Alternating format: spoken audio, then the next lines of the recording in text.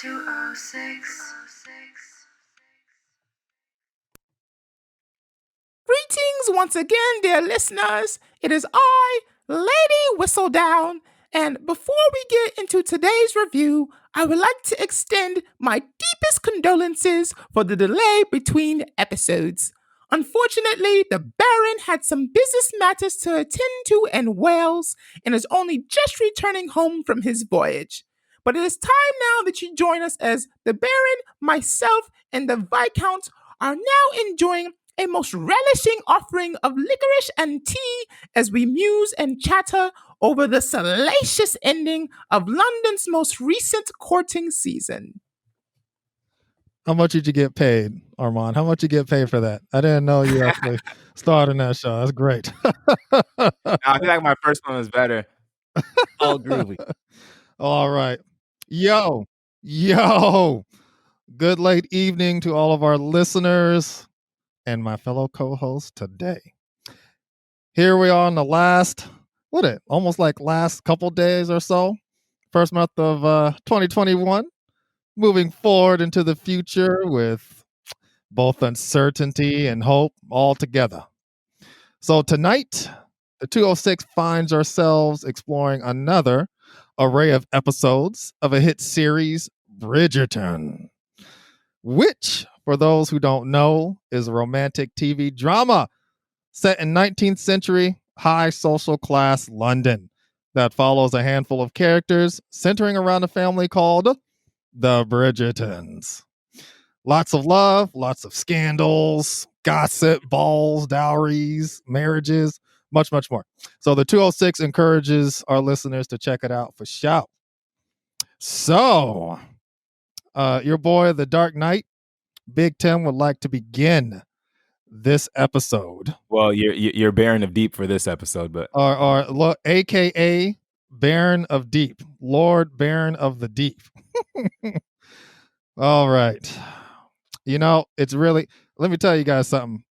I've been waiting, literally tearing my fro out, waiting to talk about this with a handful of people ever since I finished it. I love this show. I love it.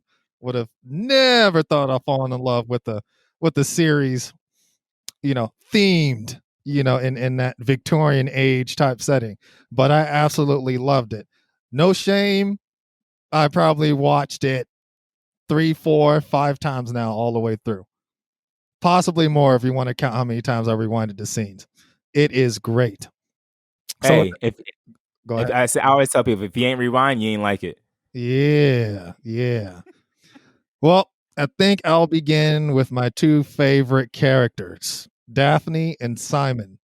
Let me just start off by saying I couldn't help but feel a major relief to finally witness both characters meet each other, heart to heart, especially at the end of episode 4 and 5.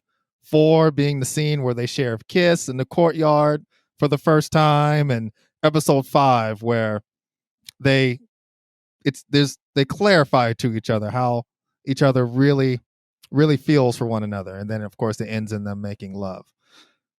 What's striking to me is just the intensity of the liberation I felt at these in particular scenes, just because of my understanding of just how many vines their situation had to cut through, being that of Antony's management of Daphne's suitors, the paralyzation of Simon's traumatic history, Whistledown's gossip, the ignorance due to all the overall social norms at the time, et cetera, et cetera, et cetera. It just reminds me of how fortuitous it is of humanity, just as a species, to have something so foundational as love to hold above all else.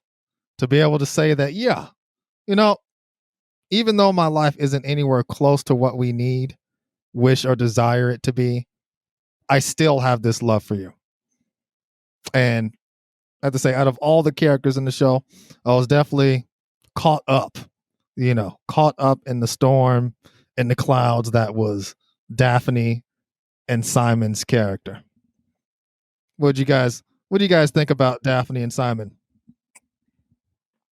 Go ahead and shoot, Jack. Well, salutations to everyone. in the world here, the digital world, tuning in. Simon and Daphne. Yeah, very intense kind of story, I would say, from the beginning to the end. A lot of intense energy. The sort of following Daphne and in her whole this feeling we're getting from her and where she's at with coming of age in her community, basically, what it meant in that time. And how really there's this like all or nothing kind of energy around kind of her experience, right? Like being kind of like in the beginning of the series, we're seeing her being courted by this really unfortunate character and how she's in absolute fear of the prospect of being, ending up with this person because on paper, this person might seem like a good match in how these times were where there was a lot of moving and shaking around, relationships and marriages and how wealth was secured or position or title. It seemed just very exhausting and very intense for Daphne. It seemed like she was looking at her whole life was pivoting on this season of, as you said, the courtship season. Like this was for sure gonna put her in a certain way. So that was just for me, just witnessing it was like, wow, and I really related with her sister Eloise, although we might talk about that later. She was kind of like questioning the whole thing, or even her brother. Um, uh, Thank you, Benedict, as well. I sort of can relate to these ideas of resisting this idea of this intense binary kind of energy, this like all or nothing kind of stuff it seemed like Daphne had to go through. So all in all, kind of seeing full circle, her trajectory and the coming together with the Duke of Hastings, Simon, and seeing his whole story with his father, his absolute disdain for his father and what it meant for him in his own life. What Daphne called a grudge, with a dead man. For him, though, was really like ethos on how he lived his life.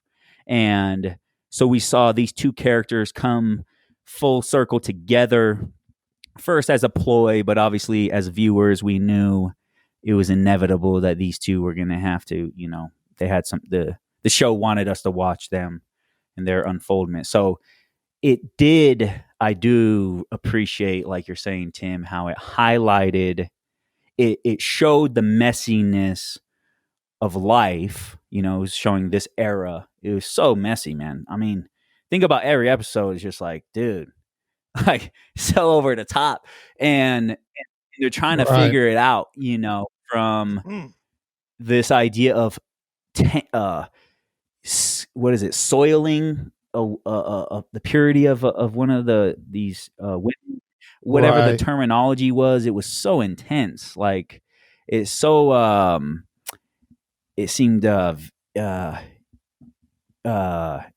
dysfunctional and misrepresented on like almost every level. Like from my opinion, it seemed like, wow, like such a hoop jumping, the shenanigans here are so intense. Like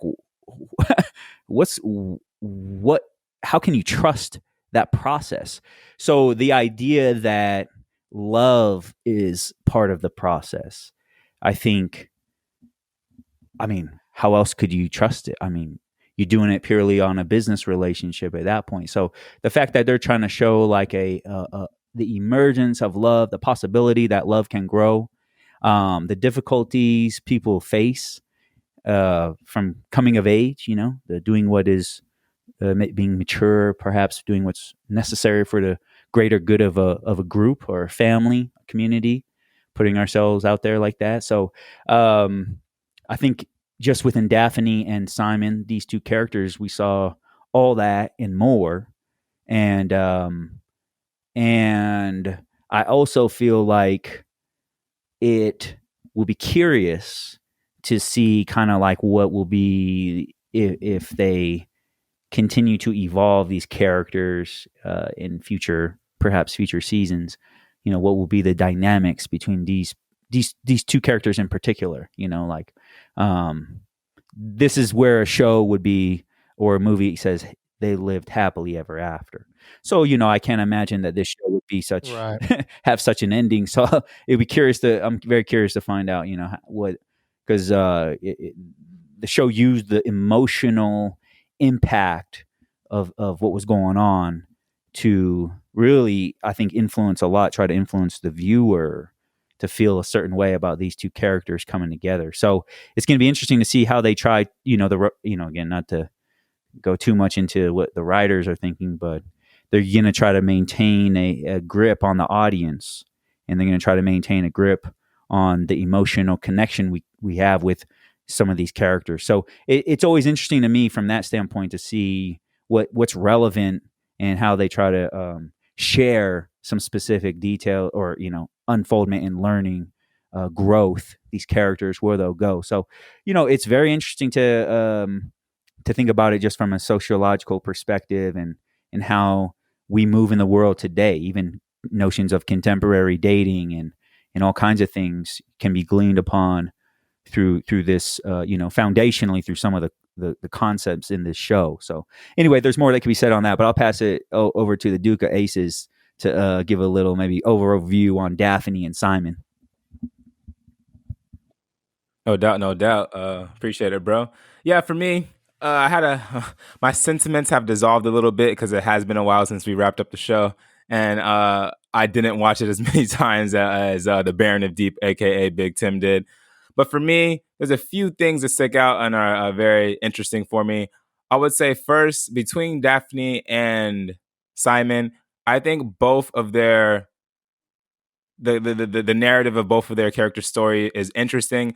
I think for me, what I saw happening was that, and like in most, and this is just true to real life, and the show just represented it, because the show just represented it because it has no other way but to do it, because this is true for everyone in their life, and that's this, where you have Simon, and then you kind of said the ethos of his life, him kind of living his life based off of his feelings and sentiments in regards to how he felt about his father and growing up and the way he was neglected, abused, et cetera, and him still learning, growing, and maturating from that. And you have Daphne, who's the eldest Bridgerton girl, and her trying to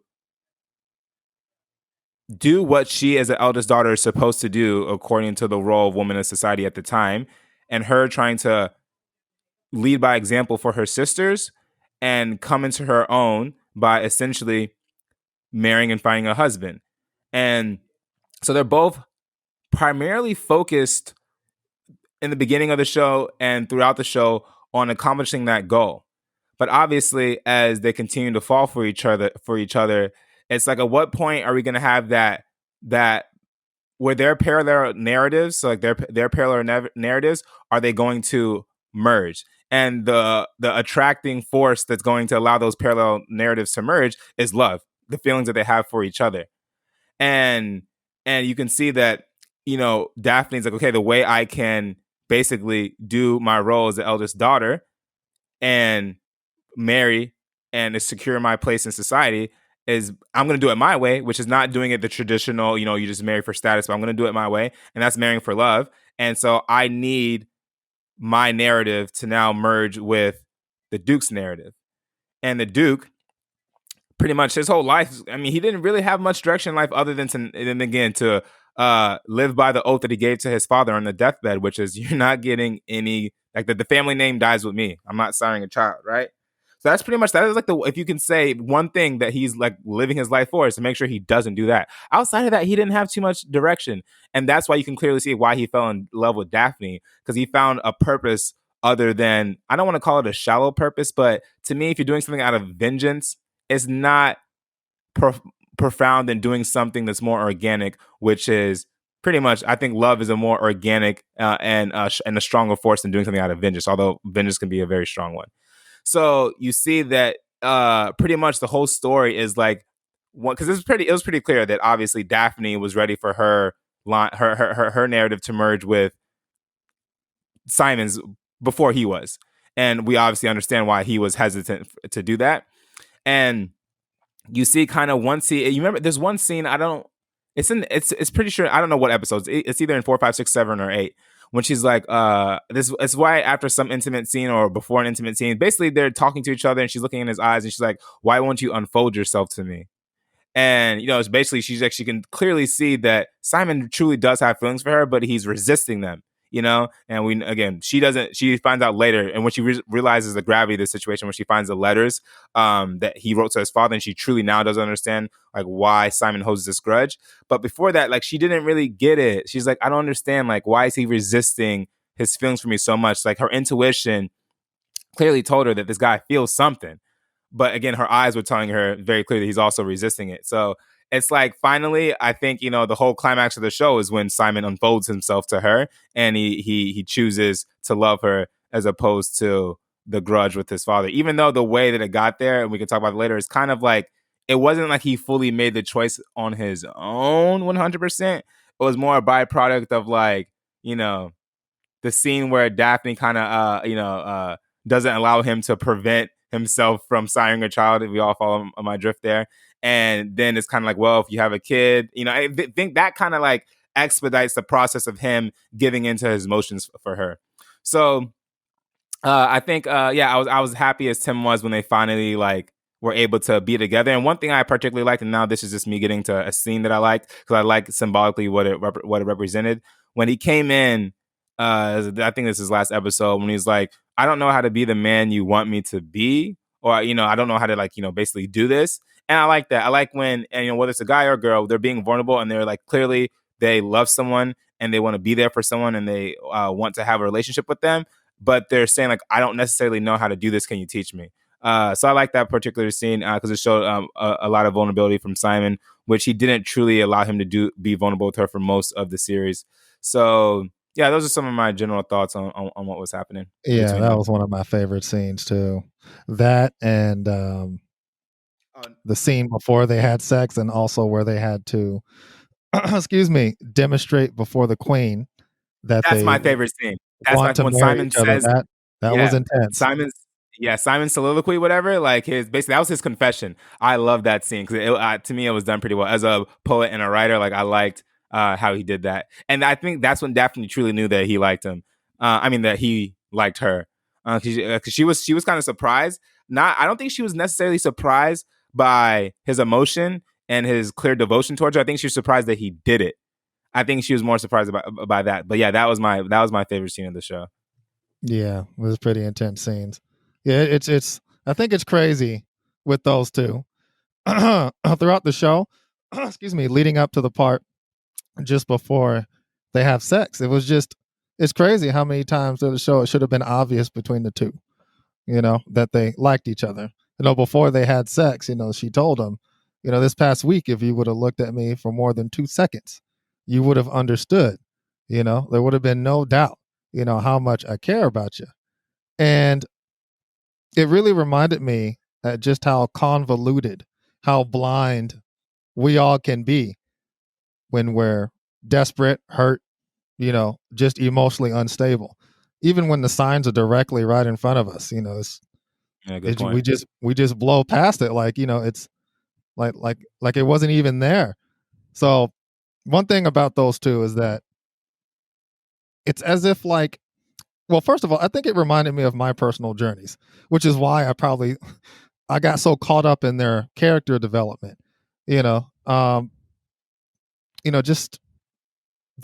just learning the journey of learning the ins and outs of relationships and sex, and how like all the times I look back in retrospect and realized and identified just how many signs I missed that was there, that I could have understood or taken in to let me know what was this and what was that, or that they truly liked me.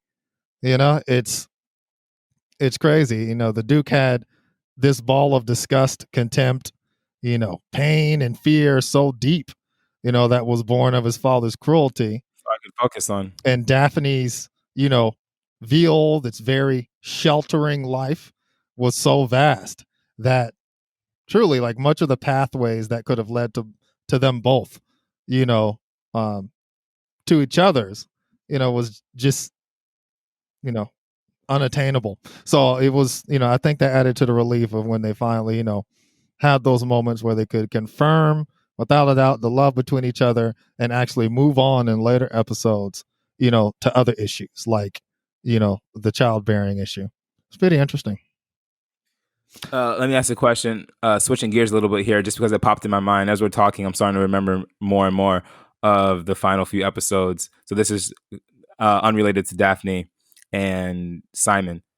What do you think about the Simon's friend? I forget his name, but the fighter, and his situation where the guy, Lord Featherington, came to him and pretty much said, "Throw the fight, and you can take care of your family." What I think that what is a more honorable thing to do in the position? Honor the principle of obviously like not throwing the fight, and the way in which you attain the money to secure your family is done in a unhonorable way, or is the fact that you just made sure you did what you had to do without. I mean, again, the sacrifice is your integrity. The sacrifice is the integrity not only of yourself, but the integrity of the sport. Like you're deceiving you're deceiving people, and you're not honoring the sport, and you're essentially just lying. That's what you're doing, and you're securing the funds. Some would say he did what he had to do as a man by taking care of his family, and others would say that the ends definitely don't justify the means. So, what say you, Tim or Jason? Well, I was going to say that I was absolutely sympathetic and agreed with his choice of throwing the fight to take care of his family. When it comes to competition, sports, and honor, we've seen many stories throughout the years, including our own, where pride was in the picture, but it had to be tossed or shoved aside in order to achieve the greater good or to take care of a responsibility. The biggest thing with his character, I think his name was like Mondrick, was a space for the Duke's character development as far as a space of reminder and strength. A lot of the talks, every time he's at his worst, he would show up, and he'd have a talk with them. They'd box so he can vent and release. And one of those last talks he had was Hastings confronting him about throwing the fight, and he told the Duke, he said, look, what I'm saying, who are you to talk? I'm saying, here you are in a marriage. I wonder what the wife would say. He got mad and he told him, it's like, you're angry. I understand that, but you're not angry with me. You're angry at something else. Exactly. So go away and actually do something about it. And really, Modric throwing the fight for his family was a sort of push and encouragement for the Duke to confront, everything that's preventing him from taking care of Daphne. So I respect his character as far as a space of strength for the Duke. Yeah, I definitely think he, in many ways, showed the Duke how to be a man, and I think it was kind of symbolic because every time they were fighting, the Duke's helping Mondrick, or again, if that's his name, train and be a better fighter, by throwing punches back and forth, but more in a symbolic sense, in their intellectual back and forth, it was Mondrick helping the Duke and helping him become a better person, a better man. So, the Duke was helping Mondrick in a physical sense, and Mondrick was helping the Duke in more of a ethical, moral, and intellectual sense. I kind of had a different take. The whole issue of I had a whole different take on that. Different. What you My say, take Jay? on that was, Go ahead. To me, it was kind of, although I agree with those sharings, both your sharings on some of the dynamics that were gleaned. It showed how Simon maybe looked at life just a little different. At the same time, kind of what it showed, it was anything is, you can compromise anything when the need arises. That was kind of the messaging I got, was when you need to change who you are, you got to change who you are. And because here he was, this fighter, he was honorable from a fighter standpoint. And he was talking about his honor throwing the fight as a fighter. So as a fighter, he was like, how could I do that? But as a father and as someone hustling to survive and provide for his family, it's kind of like you saying, like, the fighter identity is secondary to being a father. So of course, whatever it comes down to, this fighter is always going to be the sacrificial lamb, in this situation. And he brought up to his wife, like, am I supposed to be going around town, trading punches and getting my head beat in just to put food on a table? Or how about we, enjoy some things like family time? Let me get this cash payout. I got to do something unethical as a fighter, but hey man, all these people just betting money. These are all these rich people betting money on me. They're gonna lose the money anyways. People are gonna lose money And also, regardless, right? if you look at the say professional athletes, even to in this day and age, again, a lot of people want to criticize these guys for how much money they make, but no one's talking about upper management ownership, as they call it, folks who are not in the public eye, not playing the game, but are really reaping incredible payouts at the skill set and the discipline and dedication of a lot of these athletes. Now, I mean, that doesn't include the gambling side of it. That's a whole other facet, right? Because as much as that choice was made, let's also remember it led to the murder of somebody, right? Like someone died because of it. I think that was a significant telling of that experience to show, hey, when you compromise your integrity or your honor just because it might help you out, don't think it's going to help everyone out. Now, the same thing goes with, I think, Simon. He makes this kind of like, he has this coming of age moment with him and his partner, his wife, but I'm not so sure is that the move. I sort of looked at this was like somewhat of an ominous sacrifice he made. Like, okay, bro, like, yeah, you're about to do this, but it's gonna prove to be burdensome on you. That was because I'm looking at Simon, unless they're trying to say, okay, watch how this guy who has been abused as a child, who was never loved by his parents, never knew his mother who died, watch how this guy's whole life changes in one season because of this woman, and see how he changes forever, and he will never have to, deal with his trauma anymore. He's good now. I don't think that's what they're gonna show. Maybe it is, but I thought that kind of scene between him and his buddy was showing something more like there are other choices. Because I'm also wondering, like, why doesn't his buddy just go to the Duke and be like, yo, dog, like, you're maybe one of the wealthiest people, ever. Like, why do I gotta throw a fight? Nope. Yo, just make sure I never gotta, my kids don't starve. Like, can we make that agreement? Are we not friends? Are we not brothers? Like, I don't need extra. Just, I mean, I don't know. So I thought like this scene was. But let me ask you this real quick, Jason. Let me ask you this. Yeah. To go into that point a little bit more. What is it? What is, stereotypically most guys get criticized for their pride, right? Do you think that's the only reason that prevented him from doing it? Pride? Like, because you said, like, in the example, the fighter had to be the sacrificial lamb for the father in order for the father to do what he had to do to take care of his family. Why couldn't pride be the sacrificial lamb for the father, and so he did what he have to do for his family, and to just make sure they're safe by just going up to his good friend, obviously, and saying, hey, look, man, I'm not necessarily asking for a handout, but you're my friend, you're one of the richest people out here, like, can you just make sure that I never starve? Well, I'm with you.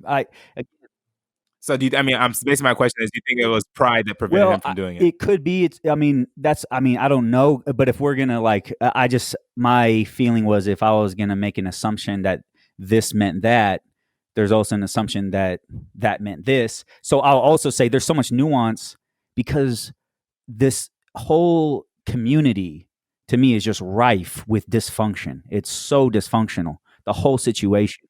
So I'm not surprised that there are these choices being made, or the lack of communication, say, between these two men who are friends, if not, almost like brothers, that this somehow is a choice like this guy has to make.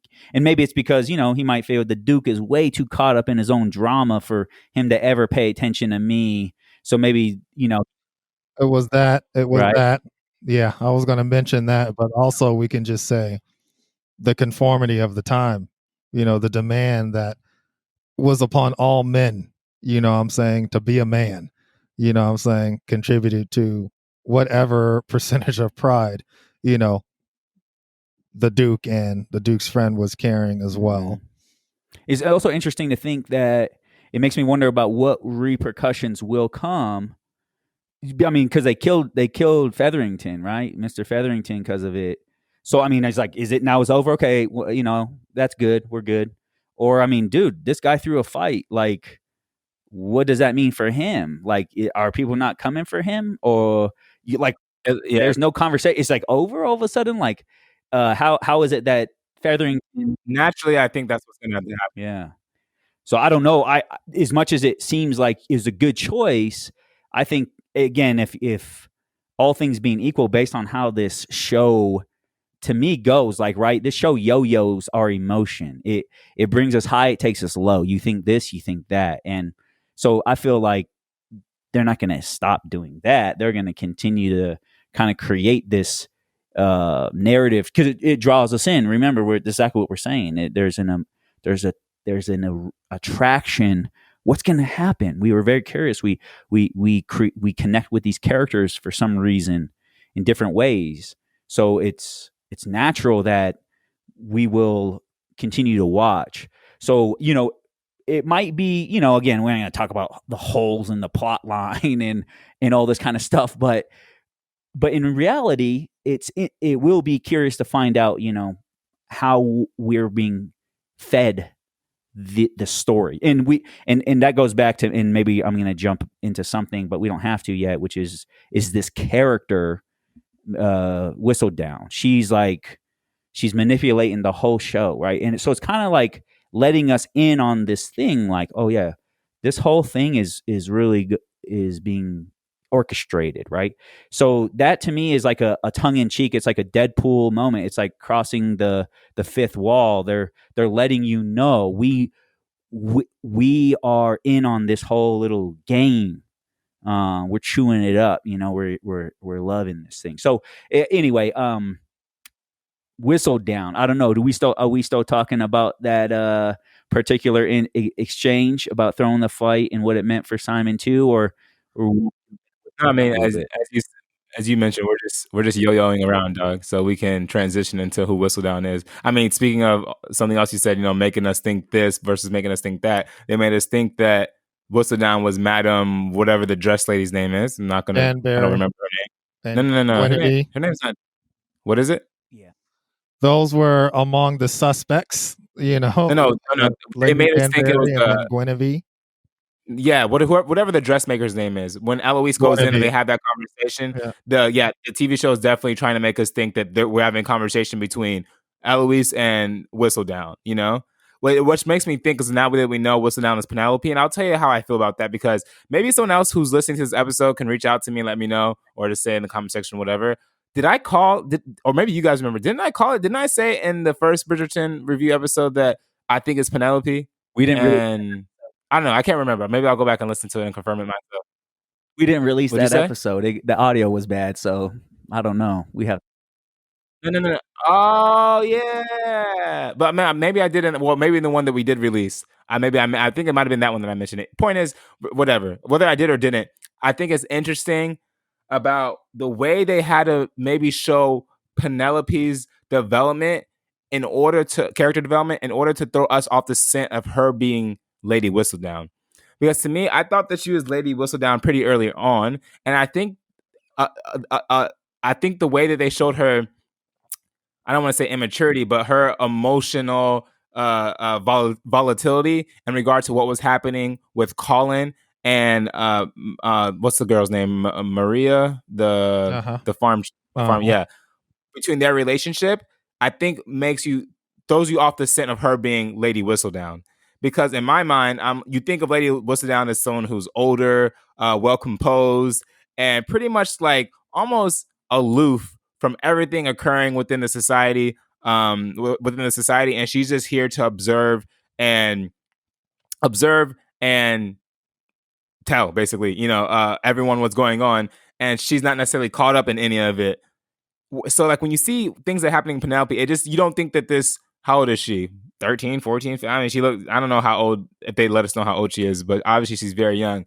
In your mind, you're not thinking like, oh yeah, this girl who's crying every 3 seconds in regard to Colin, who's someone who's clearly not maybe not all the way comfortable with her as Eloise is, with her resistance against conforming to the norms of society, and just pretty much preparing herself as a wife to be and to be married off to whomever freaking society chooses for her.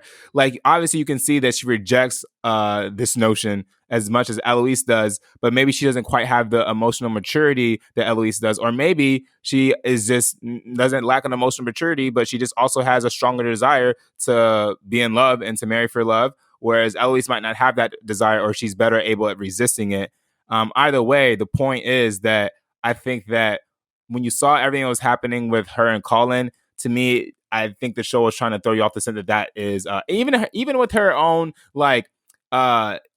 seemingly indifference on trying to figure out who Lady Whistledown was and just completely focusing on Colin. Whenever Eloise came to her like, oh yeah, okay, I think I got a new scoop, you can see that she clearly doesn't care and she's more focused on what's happening with Colin. I think that it threw us off the scent. So I'm not quite sure how I feel about the Penelope and her character arc, and also knowing that Penelope is Whistledown. Not saying that Whistledown can't be someone who's just a regular human being who has obviously a great talent for writing and storytelling, and she can just be a regular person like everyone else who goes through their own emotions and their own trials and tribulations. But at the same time, I just maybe imagine someone a bit different for Whistledown. So now I'm just curious to see how they show her character arc, knowing that they have to show her as both Penelope and also Lady Whistledown. Yeah, man. I was telling my co-host before we started that I was completely sideswiped. No idea. They did a good job of keeping me caught up and rooting for her behind the scenes and getting Colin, and every low point for her was very distraught and very engrossed at trying to protect Colin from being manipulated, as well as trying to accept and just cope with feelings that are, unresponded to. So they did a good job of keeping me off the scent and trail. She was the last person I would have thought. And that was very pleasing. It prompted me to want to go back just to see how many signs I can identify throughout the season that really reinforced the point that she was Whistledown the whole time. And I did at least notice that the reveal of the baby of Marina to high class society through that Whistledown paper was a perfect strategy for her to try to protect Colin, so she could use Whistledown to prevent Colin and Marina from going down a certain path and give her some sort of reprieve, some sort of consolation for all that she was going through emotionally, and the whole incident. So that was very sweet. I think it was very slick of the author to slide in there if that was the author's or writer's intent. Yeah, kind of like a thought about Whistledown and Penn. Yeah, I agree with the Baron of Deep. It threw me off. Like, it made sense as well. But at the same time, I was like, Penelope to me seemed like one of the characters in the show.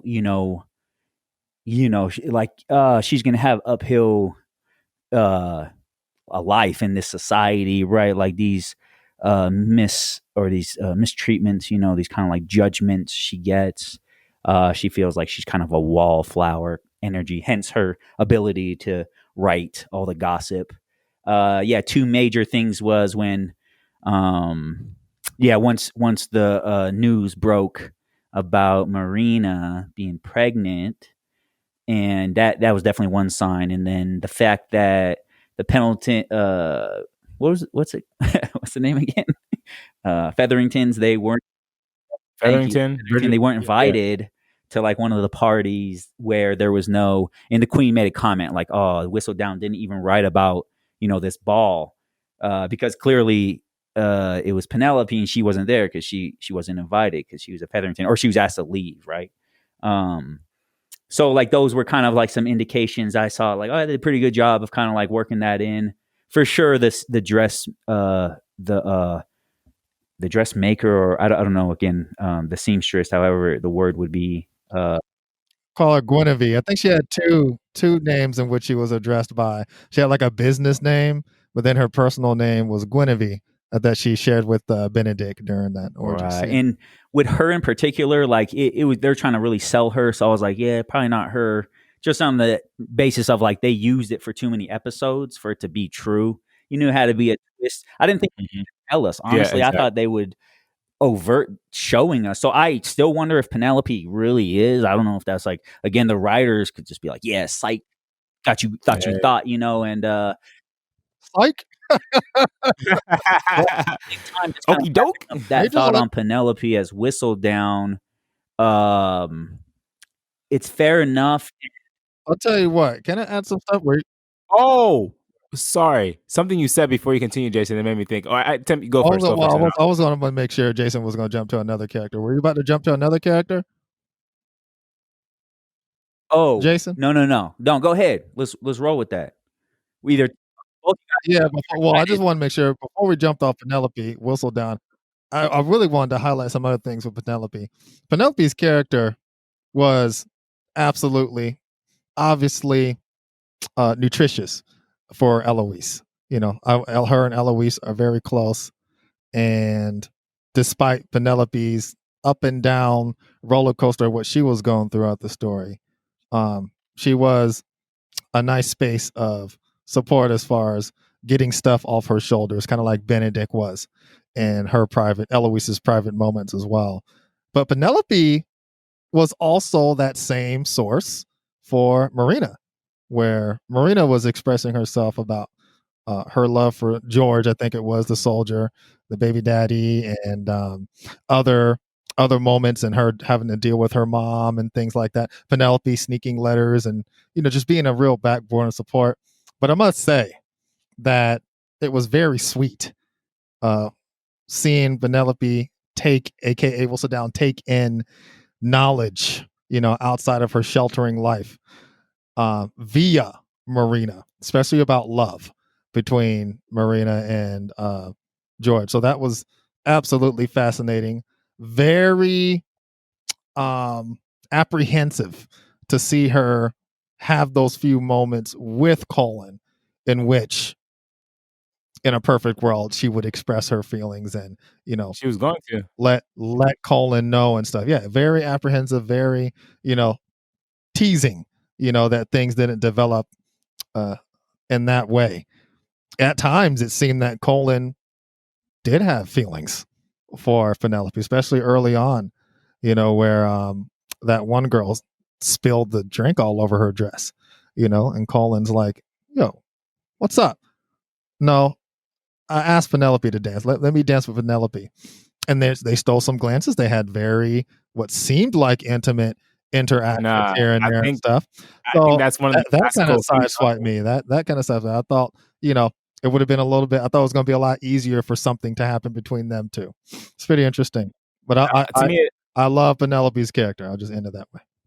To me, it's very clear. It's the classical he's not aware that he likes her type thing. Oh, I view you as a little sister. I view you as a friend. Like, he's not aware of his feelings. And, like, to me, it's very clear that that's the way the show is playing his character. Is that and I guarantee you, if there's ever any confession from Penelope to Colin, one of his first things he'll say is bring up that, oh, I see you as a sister line, or we're always friends. And then if he ever does confess his feelings, he'll pretty much say, like, he'll say, I was unaware of my feelings for you. Like, to me, it's one of those classical situations.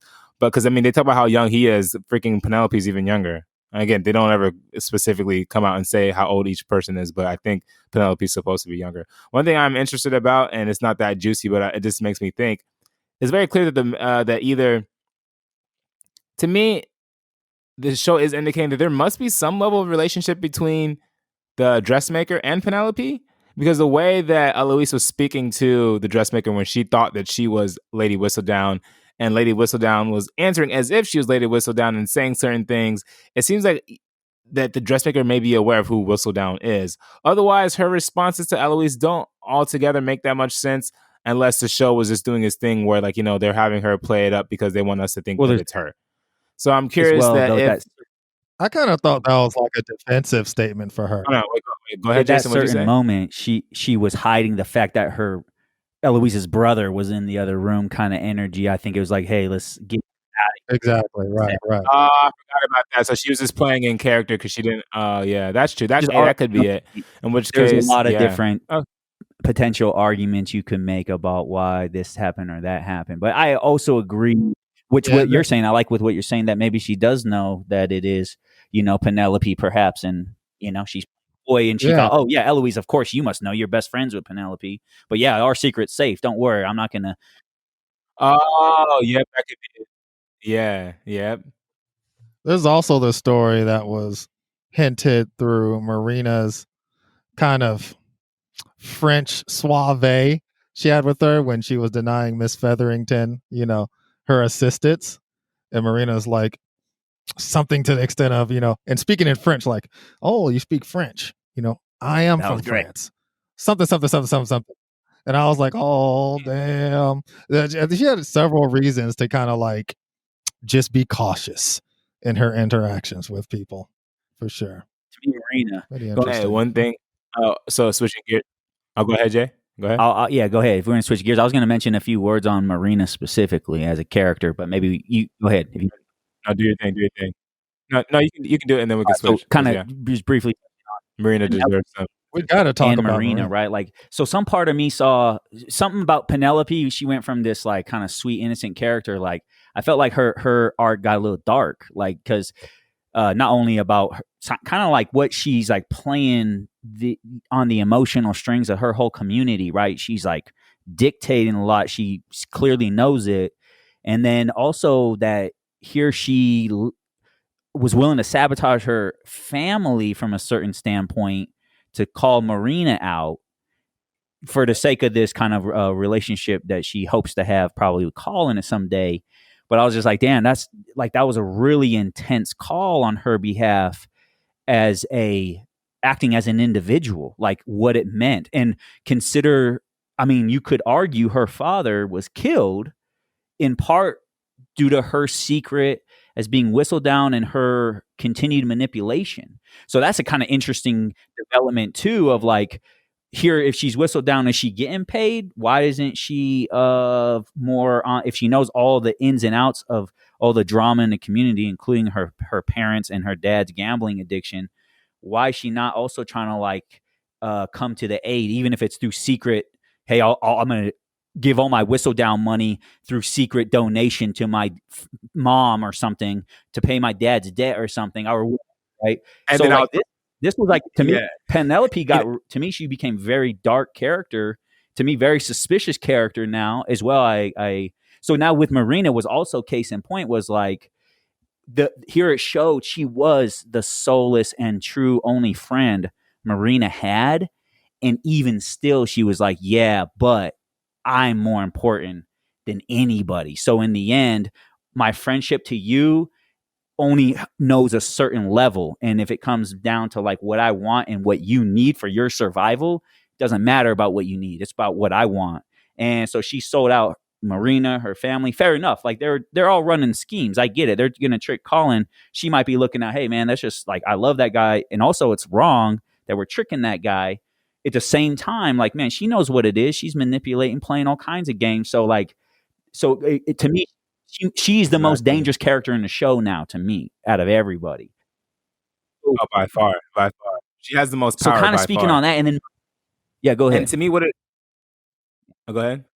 No, what makes Penelope more dangerous than if she was just actually an older person is that she's also searching for her identity and her footing in the world as she is Lady Whistledown. So that to me makes Lady Whistledown exponentially more dangerous. Because if she was just, someone who's like, some 40, 50-year-old woman, whatever, who's kind of like live life and she's just doing this because she enjoys it and she kind of just wants to make a mockery of this whole society because it's a mockery anyway, then so be it, right? But when you're, again, I don't know how old do we think Penelope is? Like, what is she supposed to be? Puberty is what. I have no idea. It's a good question. Yeah. Okay, let's say in the range of like between 13 and 15. Is that fair? Sounds about right. Sure. Yeah. You're some 13, 14, 15-year-old girl who's growing and maturating physically, intellectually, emotionally, etc. And you're trying to like within again this world that she rejects, trying to find her sense of identity and purpose within it. While also, again, that's dangerous, especially when you have that much control as Lady Whistledown. It's again, it's exponentially more dangerous than if you're just an older woman who's just doing this to do it because like this society is a joke. I'm just gonna write and talk about it, right? And as you just clearly illustrated, Jason, how much power she has, and she has already exerted. One can argue it led to the death of her own father.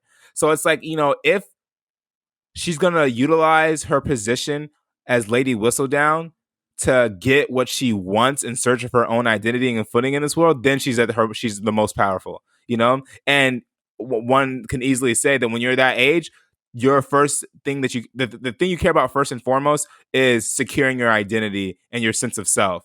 So if that's her primary focus and she is Lady Whistledown, yeah, she can cause a lot of havoc and trauma moving forward.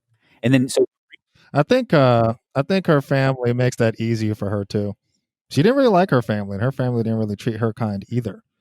Yeah, good point. And there's also the issue, of course, the conformity of society at that time. Very insular.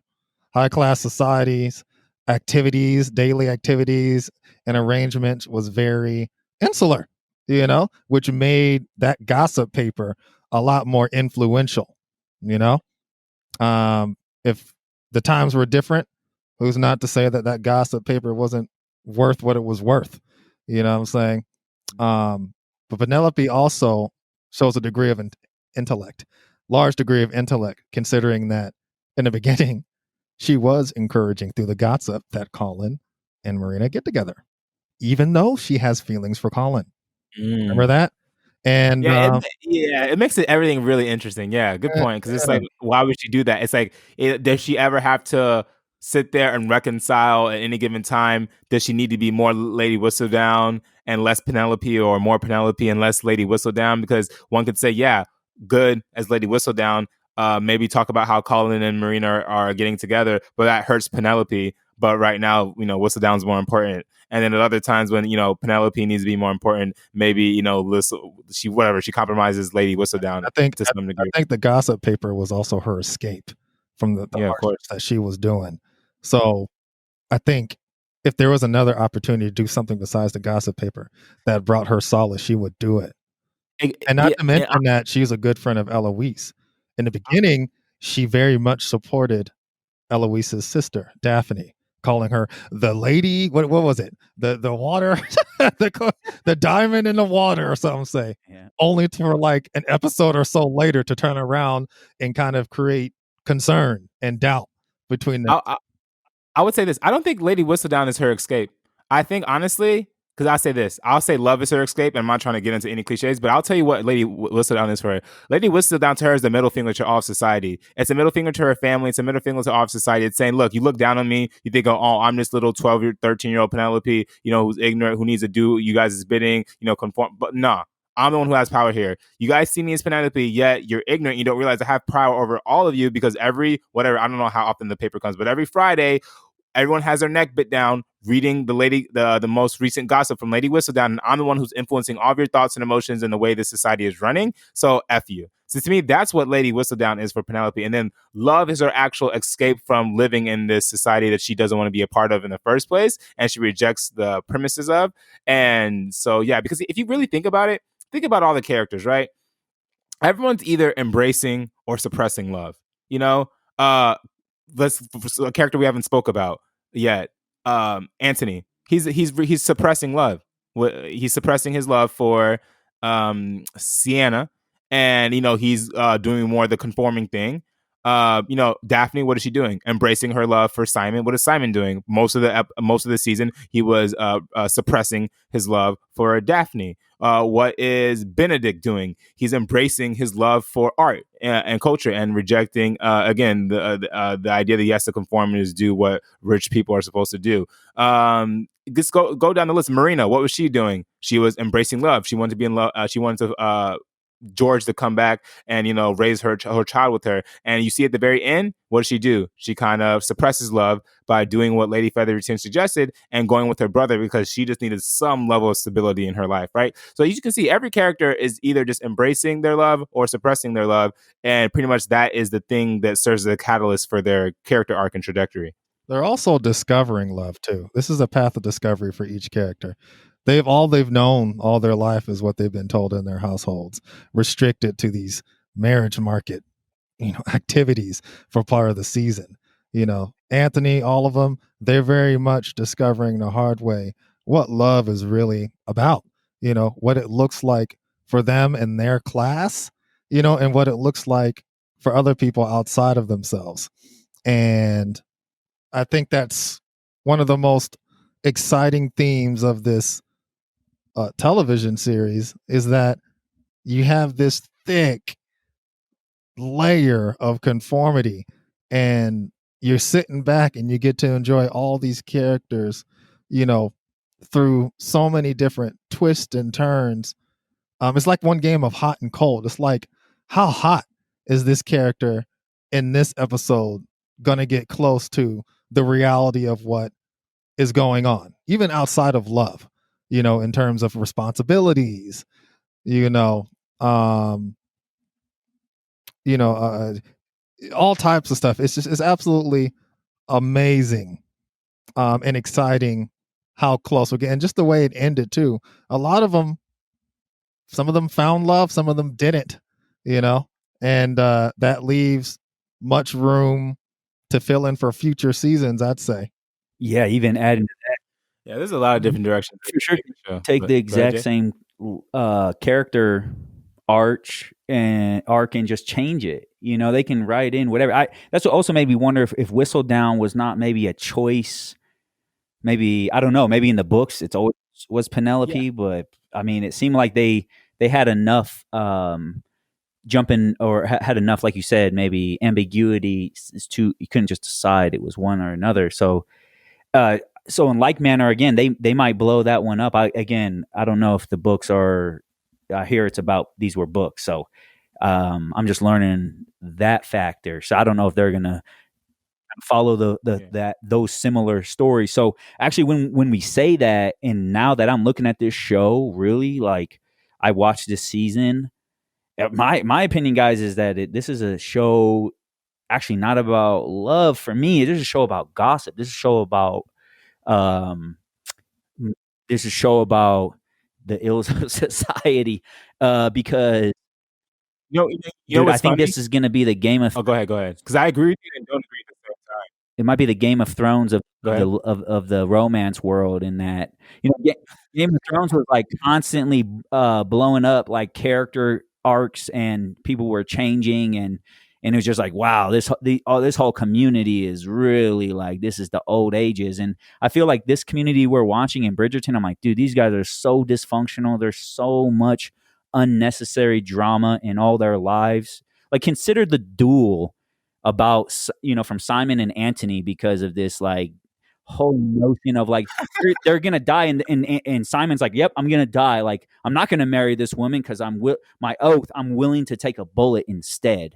Like, I mean, what are we talking about? The whole notion of like just out of control, in my opinion. Like, it seems like that's the kind of the appeal here. And also, to me, the overarching narrative is who you are, how you identify, maybe even who you end up with, will be largely influenced by the nonsense in society, in particular the backbiting and gossip, the whisperings of deceit and dissension, the narratives of jealousy and selfishness. Like, that's think about, even all of them like are learning about love between the characters.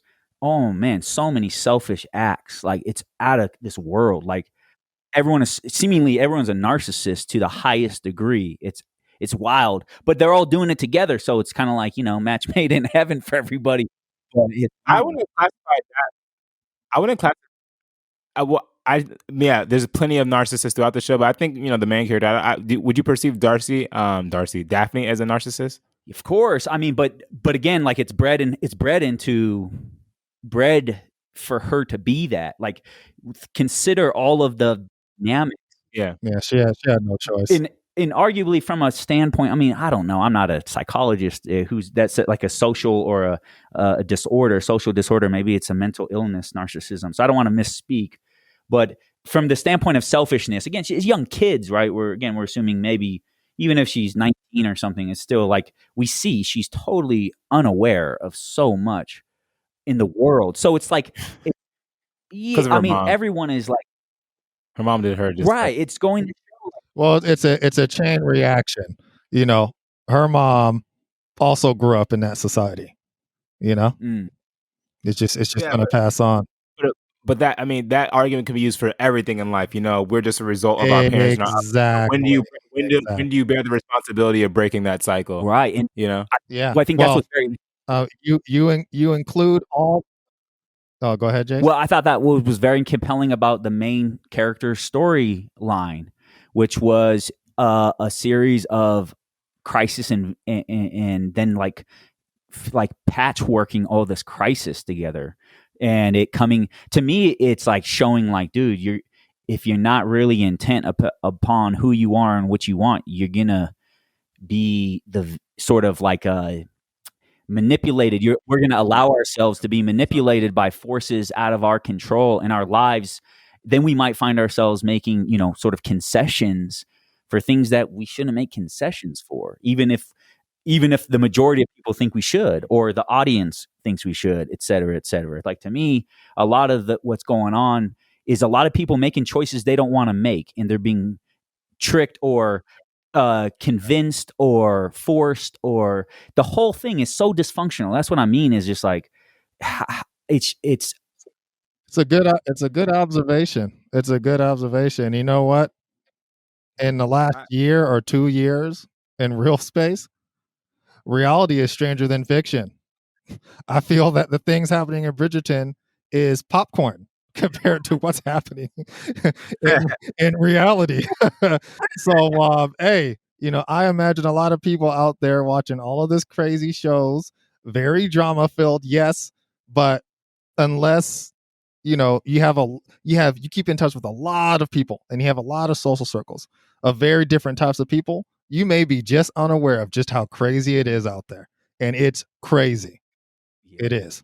Let me say this to your point, Jason, about the show being about backbiting, gossip.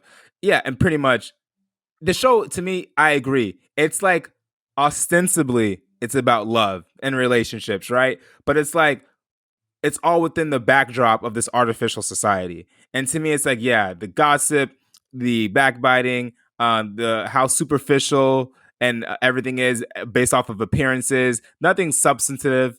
And really, it's about people navigating their way through this artificial society to trying to find something organic. And I think the easiest organic thing that everyone can find, because it's innate within all of us, is love. So therefore, it has all these elements. Because that's the thing, like, to me, again, I'm not saying, like, for example, Benedict is pretty much looking his love for art, right? You see Eloise is trying to find, her love, really, to me, and having an identity outside of just being some guy's wife, right? And she clearly, obviously, I mean, is it clear what Eloise actually, she reads a lot, right? So maybe she has a love for reading. But to me, it's like, love for another human being is it's innate, it's ancient, it's primordial. It's like the quickest thing you can turn to, whether it's a friend, a family member, or a partner, right? So to me, it's like, even if you are searching like Eloise is, to find something else to do in this world outside of being married off to someone else, your search is going to be, your search is going to be assisted by the organic nature of the way you love someone else, whether it's a friend. Because who does she rely on? Benedict having organic and authentic conversations, and Penelope, right? She's utilizing the organicness of love between those two people to help her in her search for identity in the artificial world, right? So it's like, without love present, regardless if it's from a family member, a friend, or an intimate partner, you're not going to be able to find your way out of the artificial society. So yeah, that's kind of it's interesting because to me it's almost like, and I was talking to someone else about this. She was actually on the podcast on one of the episodes. Anyways, to me it's like from an entertainment perspective, the show is amazing, right? If you're just purely looking at entertainment, I'm entertained. You're entertained. We're all entertained, right? But also, I think the show is also trying to send certain messages and themes, and I think actually that the show does a better job at kind of portraying certain themes that were unintended. Because I think what they intended to do, which I, for my personal opinion, think they did I don't want to say poor. They did to me, not all that sophisticated of a job trying to do, which is show women's empowerment. To me, and we were kind of talking about this off record before we hit recording, audience. To me, if you're ever trying to show the empowerment of something, but you don't really do it in like a nuanced and sophisticated way, and you really just do the inverse of something else, to me, you're not really doing much. And what I mean by that is really, oftentimes what I see is guys as female empowerment. It's just women doing what men are doing, but because it's a woman doing it, it's now female empowerment. And to me, that's very intellectually lazy, and it's just, again, it's your inversing of a situation and saying it's women's empowerment, right? I can go more into it, but I don't want to digress too much. But I just think they do. It's not all that deep when it comes to like their message about women's empowerment. It's not anything revolutionary, and I think there's holes in it. But to me, when it comes to, again, so I think that was their intended meaning for the show, right? Outside of to entertain us. But to me, again, something we've just all been speaking about, how artificial and backwards the society is with the gossip and the rumors and how that's controlling everyone's lives. To me, I think that was just more like fodder to help the love story. It was just like flavor of the show. You have to have some setting, some environment, to move the show along. So to me, I think it was just like, oh, well, yeah, this is what we're going to do. Again, they're basing off the books. But in reality, it's like actually, to me, shows the biggest themes and we can glean the most out of. So to me, that's kind of how Just I a feel brief about thought it. on that note. What were you about to say, something, Jason? Jumping in on that same note, I really hope it's not the intention was women's empowerment. Personally, I just hope that because it wasn't what I got from the show. The energy I got from the show was, here's a bunch of drama. Let me show you how infatuation, gossip, manipulation makes everyone's life hell. And you might get what you want in the end, but you'll pay for it. Like, I feel like they're showing us like so much suffering. They're showing us what happens because of all this kind of like gossip and these dramas, these like you said, this society that's founded on some of these whatever their mores and norms are is really dysfunctional. So to me, the foundation, to me, it's like a crooked tree. Like, do good fruits come from that? I don't think so. I mean, the vibe I'm getting is if we're trying to empower people, there are no doubt you can glean many things from that. No question about empowerment through voice, etc. Yet the way in which it expresses itself in action, to me, is very dangerous and very scary to think about young people being somewhat gleaning empowerment from the examples we're seeing in these folks. Now, I'm not trying to be very, I'm not want to be provocative or in this statement or be binary and say it's bad or it's good. I'm not saying that.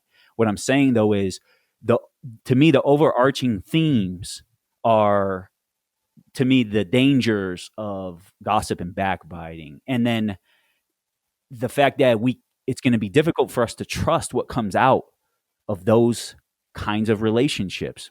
And to me, I think a lot of the love is infatuation. I'm not sure. Love to me has no bounds. Like, everyone's love is so competitive. It's so petty. I don't call it love personally. I don't think it's a love story for the most part. I don't. I mean, it could. It was a lot of infatuation. It's a lot of young people infatuated or not. And to me, it's showing continued message. Hey, real quick, Jason, you sound like you got Yeah. distant. Did you get distant for you, Tim? Yes. Come back to the mic, Jason. Or no? You still distant. I can still hear you, but it sounds like you just like kept walking away from your mic. Jason's getting sucked into the black hole. No. Better or no? Hello. Uh, Nah, but I don't know. Maybe I don't know if you guys need to turn Oh, your now volume better? down, or Oh, there it obviously I'm is, right? assuming you're. There we go. Oh, There we now go. Hey, Yeah, so there we just go. to finalize that thought, because I don't want to like kind of derail also like positive gleanings from this, yet, you know, Well, let me say this. I think it'll help. Um, are you saying that if it was intentional that whoever wrote Bridgerton, or whoever, whether the book or or the TV show, if they're writing it and their intention was to show how backbiting, gossip, living in this artificial society, how dangerous it is and the consequences it could have, then therefore it's a good message. But if they were just doing all that stuff for the flavor of their show and they're trying to show love or female empowerment, then it's bad well, in that sense. Because I'm saying, like, does the intention of the writer change your opinion about whether or not the gossip and the backbiting and the artificialness of the society is right. good or bad? And from a viewer's perspective and Well, what they're that's taking in. part of kind of the nuanced. I wanted to nuance this take was to not say good or bad, because part of what I see going on is going to be interpretation. So whether the author or the writers, the producers, people putting up all the money to make this show happen and deliver it to a community who they hope will watch it, it's very important to keep these things in mind, in my opinion, with entertainment, because if we're not aware to some degree of the motives of entertainers, we it's a dangerous position for me as a consumer, because now I'm uninformed and now I might be digesting information that is bad for me. I might be digesting narratives and continued, maybe contemporary notions of love that actually lead to more suffering in my life and relationships that I have.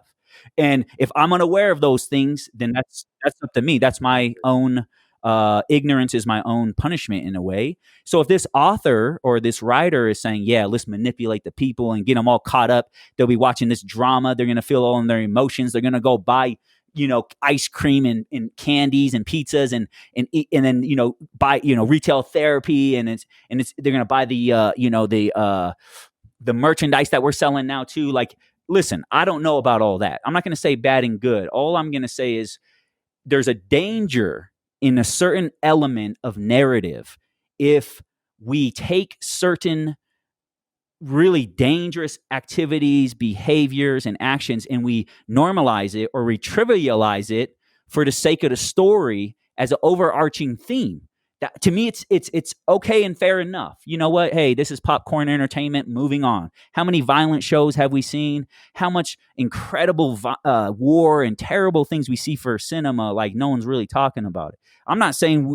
I'm saying those are things we might want to talk about as well, for sure. That so, if in the end this is the author's way of saying, yeah, watch how the manipulation through gossip and backbiting destroys a community, then I'm kudos to them for that. And my sense though is, any major, say, delivery of entertainment will have first a dollar sign associated with it and then a message. I hope I'm wrong, and I look forward to a society in which creatives are doing it message first, and monetary, monetization second. But again, the who knows?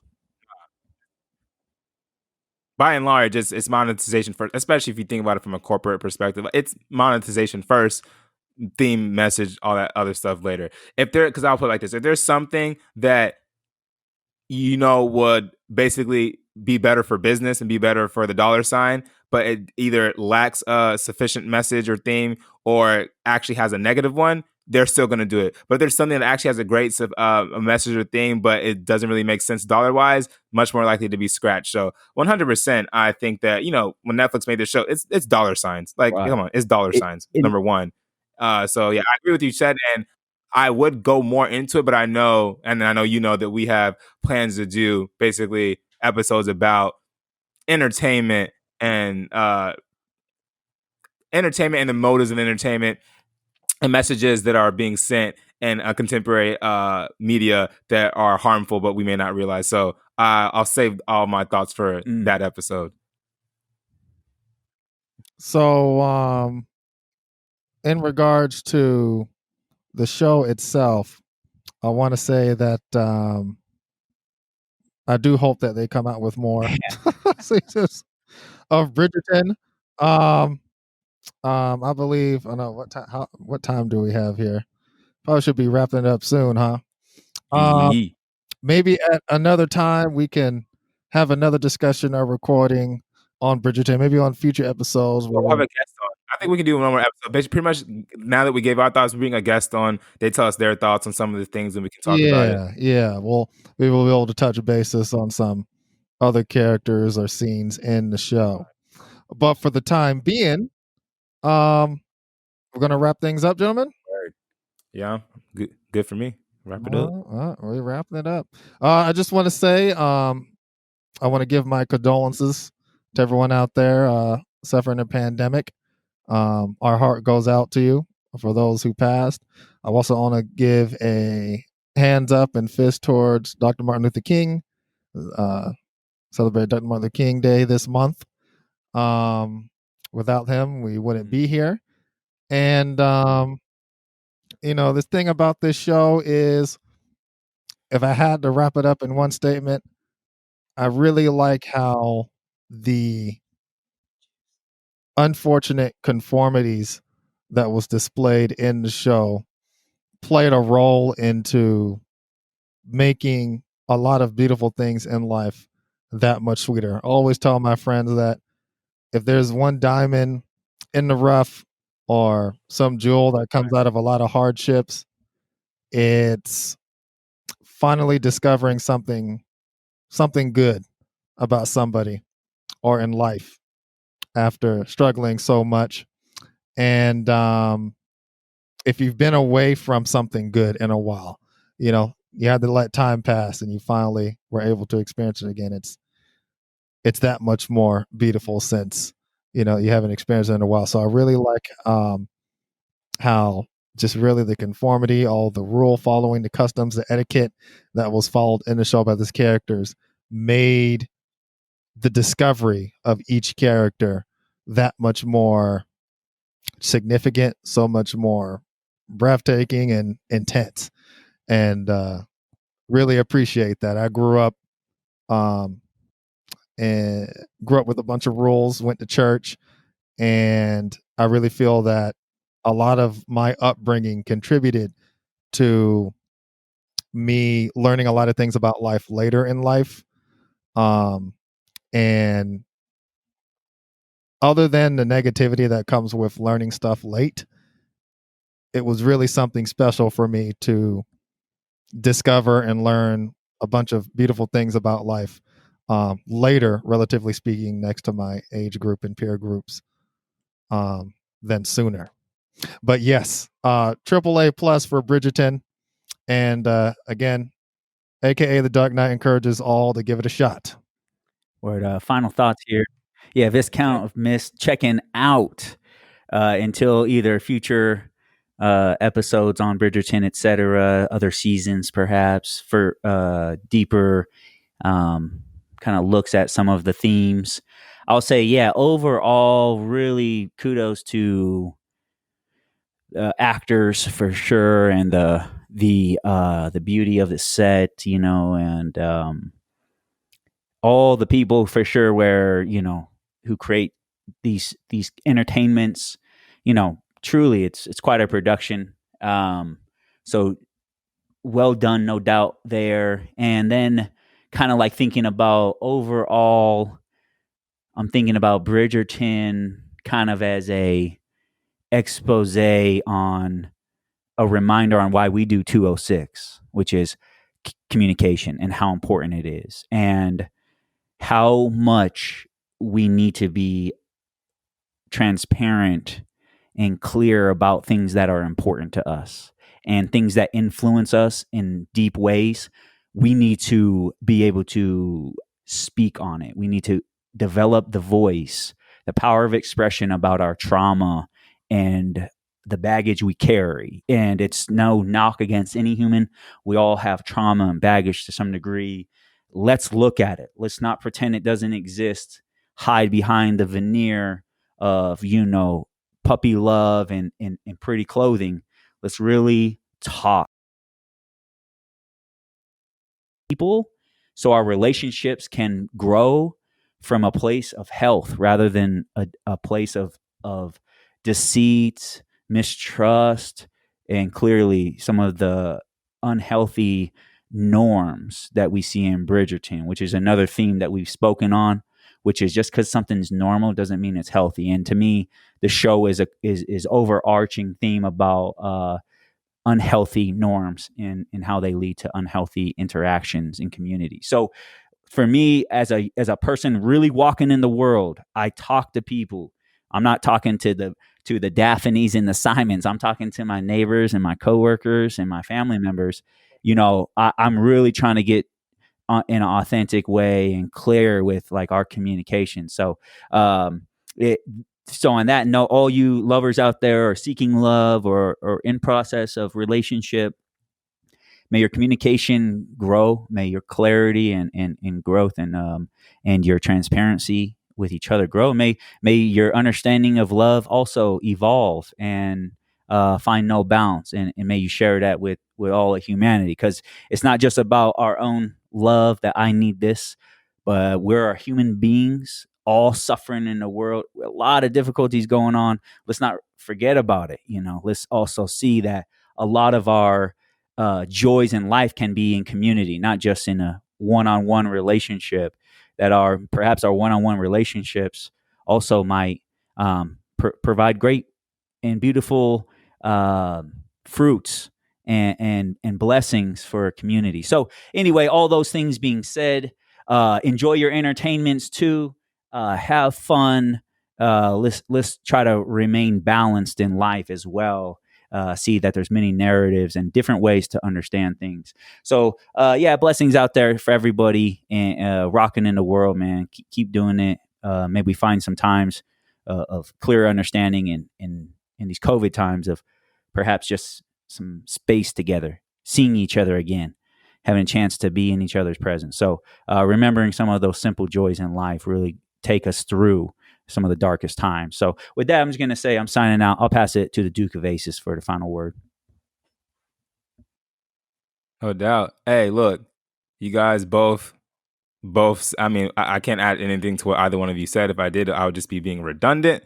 So that being said, I'll just mention two things, and I'm not going to go into depth. I just want to mention them because I forgot to talk about them during the episode. Number one, just shout out to Sienna. I love her character. Love the ending scene with her and Anthony. So that's that. Shout out to Sienna. I hope we see more of her character in season 2. And then number 2, that scene where at the final ball this season, and Simon and Daphne, the music in the background, they're dancing. I looked it up. It's called Recomposed by Mac Richter. That song is straight beautiful. Anyone who knows me knows that my favorite music is instrumental music. To me, it is just words. Music without any words, just the sounds. It can take you on a journey that any song with words can never do. So, I know the listeners know whenever Baron or Deep does his little readings at the end, you guys know he's a writer, but I'm a writer myself, and that's the type of stuff that inspires me and the type of music I listen to and I write. So that's all I got. As far as my final words on the show, again, I don't want to be redundant. You guys said it all beautifully. So I'll just say thanks, Bridgerton, for the delectable juice.